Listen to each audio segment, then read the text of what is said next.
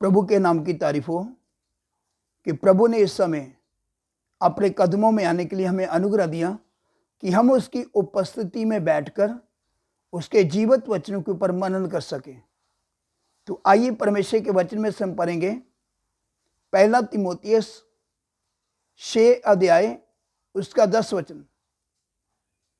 क्योंकि रुपए का लोभ सब प्रकार की बुराइयों की जड़ है, जिसे प्राप्त करने का प्रयत्न करते हुए बहुतों ने विश्वास से भटककर अपने आप को नाना प्रकार के दुखों से शलनी बना लिया है। इधर देखो, परमेश्वर का वचन साफ बताता है कि हमने रुपए धन के लोभ से बचे रहना है,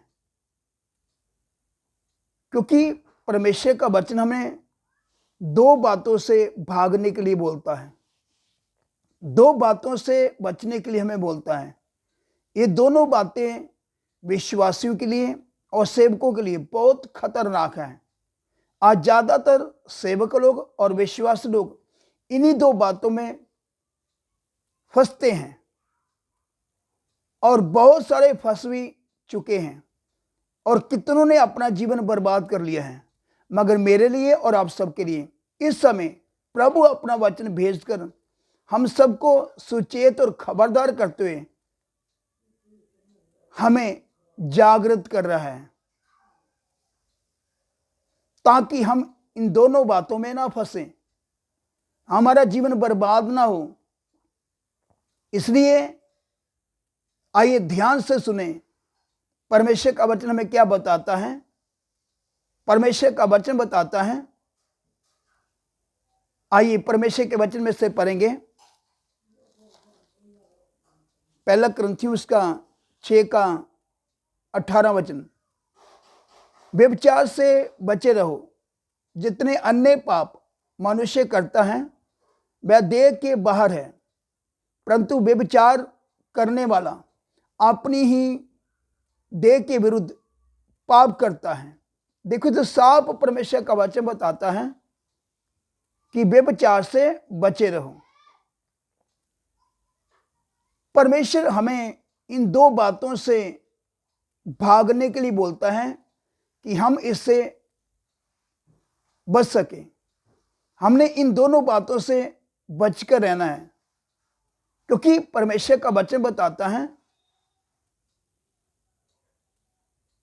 आइए एक वचन और पढ़ेंगे, सब थोड़ा ध्यान से सुने। पहला तीमुथियुस 6 का 11 वचन। पर हे परमेश्वर के जन, तू इन बातों से भाग और धर्म, भक्ति, विश्वास, प्रेम, धीरज और नम्रता का पीछा कर।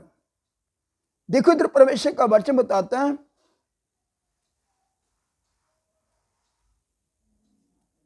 पर हे परमेश्वर के जन, तू इन बातों से भाग।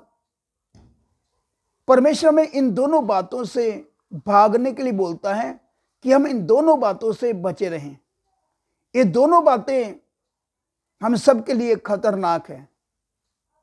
ज्यादातर शैतान सेवकों के लिए, विश्वासियों के लिए इन्हीं दो बातों के द्वारा क्या कहता है, जाल बिछाता है। ज्यादातर सेवक लोग, विश्वासी लोग इसमें फंसते हैं, मगर परमेश्वर अपना वचन भेजकर अपने आत्मा के द्वारा हम सबको सुचेत और खबरदार कर रहा है। जिसके कान हो वह सुन ले कि परमेश्वर का आत्मा हम सबसे क्या बात कर रहा है। जिसके कान हो वह सुन ले। प्रभु नहीं चाहता कि हम इसमें फंसे।